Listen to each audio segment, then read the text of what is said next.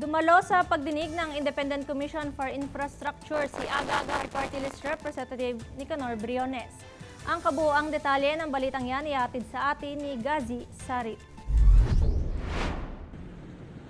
Aleg, dumating si Representative Briones sa pagdinig.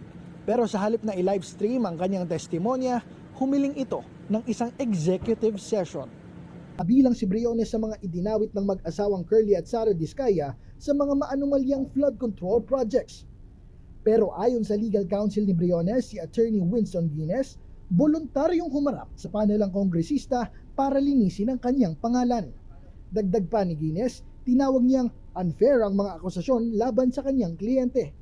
Sa ngayon, pinagsusumite lamang si Briones ng mga dokumento. Inihayag naman ng abogado nito na wala silang nakatakdang schedule upang bumalik sa panel.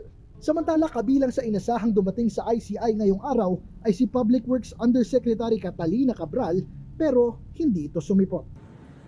Idinawit si Cabral sa isyu ng korupsyon sa mga nakanakumalyang proyekto, kabilang ang isang ghost flood control project sa Bulacan na nagkakahalaga ng 95 million pesos. Gazi Sarit, diretso sa punto, walang paligoy-ligoy. D8 TV News.